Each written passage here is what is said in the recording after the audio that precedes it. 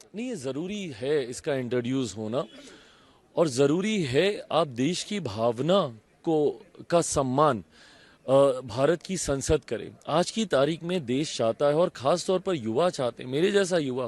भाई मैं नहीं चाहता कि देश में हर दूसरे महीने चुनाव ही होते रहे। हम लोग चाहते हैं कि सरकारें कार्य करें। हर दूसरे महीने हम लोग सिर्फ चुनाव में एग्जिट पोल देखने के लिए नहीं बैठे हुए हैं।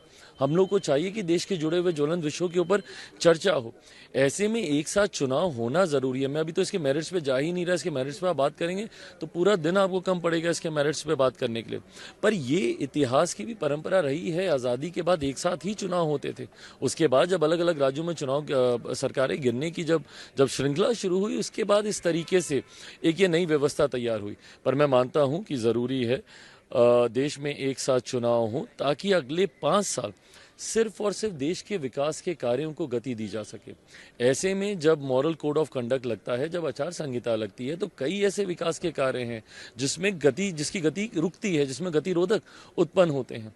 ऐसे में एक ही बार देश के हर राज्य में चुनाव कराए जाएं और उसके बाद अगले 5 साल संघीय ढांचे के आधार पर राज्य सरकारें, केंद्र सरकारें सिर्फ विकास के कार्यों पर ध्यान दें। यही विपक्षी कांग्रेस सहित कुछ विपक्षी दलों का कहना है कि ये संघीय ढांचे पर प्रहार है। कैसे प्रहार है, मैं यही जानना चाहता हूँ ना। आप बताएं तो प्रहार कैसे हुआ? अगर ये प्रहार था तो जिस वक्त देश में पहली बार चुनाव हो रहे थे उस वक्त क्यों नहीं ये व्यवस्था तैयार कराई गई कि अलग अलग चुनाव कराए जाएंगे? उस वक्त भी तो एक साथ चुनाव हुए थे। लगभग 1.5-2 दशक तक एक साथ ही चुनाव होने की परंपरा थी। जब उस वक्त संघीय ढांचे पर प्रहार नहीं हुआ, और संघीय ढांचे की तो खूबसूरती देख लीजिए। लोकसभा के साथ जिन राज्यों में चुनाव होते हैं, आंध्र का चुनाव उनमें से एक है।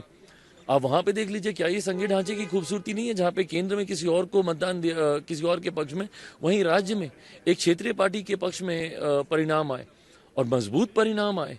एक तरफा परिणाम आए वहां पे राज्य सरकार के पक्ष में, टीडीपी के पक्ष में। आज की तारीख में भारत की जनता जानती है और संघीय ढांचे का सम्मान भी करती है और संघीय ढांचे को समझती भी है, और उसी के आधार पर मतदान भविष्य में भी होंगे।